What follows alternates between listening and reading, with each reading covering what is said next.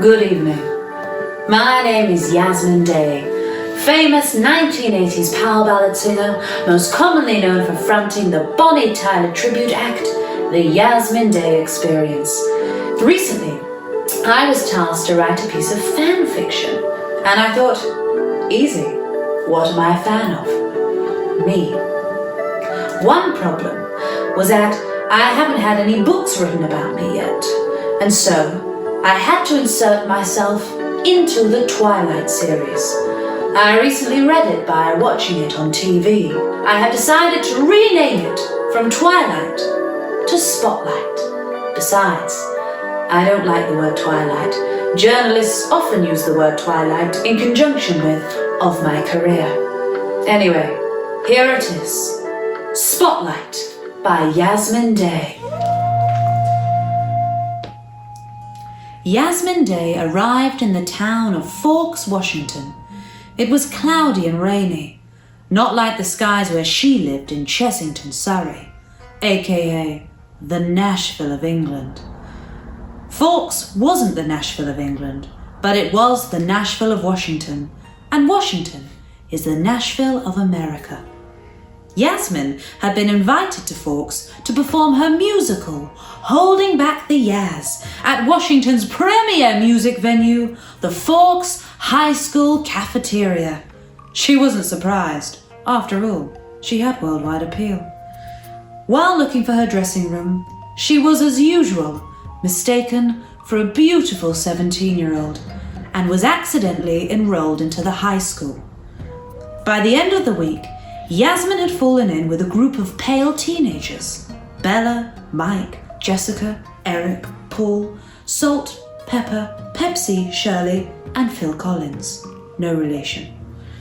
One day, another pale man, possibly in his early 30s, entered the canteen. "Who's that?"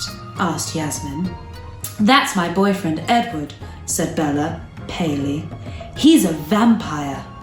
"Why do you think that?" sang Yasmine, beautifully. "Well," Bella explained, even paler than last time, "he keeps strange hours, he's very old but dresses young, and he's really controlling towards women." "Huh, he's not a vampire," exclaimed Yasmine. "He's clearly a record producer." Just saying those two words made Yasmine's vagina moisten. It knew what she knew. This man, this producer, Edward, could get her career back on track. Suddenly, Edward sat down next to them, and when he did, he instantly fell in love with Yasmine and never wanted to see Bella again. Edward and Yasmine's new romance was intense and erotic, and while Yasmine enjoyed this newfound love, she really needed that record deal.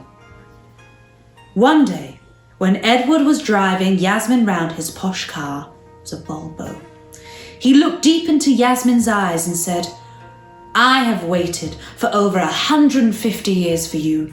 You have filled my endless life with so much love." Yasmine thought Edward was referring to the duet Endless Love by Diana Ross and Lionel Richie, and decided to play Edward her own duet, L-O-V spells love. It was great, because she sung both parts.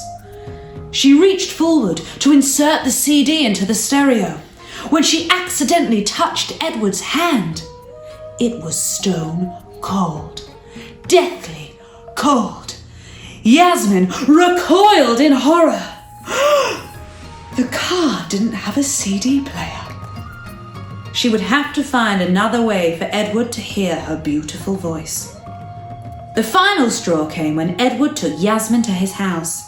Yasmine saw he had a piano and asked Edward to play. "This is my chance," she thought. "Do you know Debussy, Clair de Lune?" he said. "You hum it, I'll sing it," replied Yasmine, as she draped herself over the piano, ready to belt out the hit classical tune. When suddenly, Jacob came bursting into the room. He was also in love with Yasmine. Keep up. Jacob suddenly turned into a hairy monster. Yasmine shrieked, "Michael Bolton!" The end. Tune in next time to find out how Yasmine wins the book. Thank you for listening.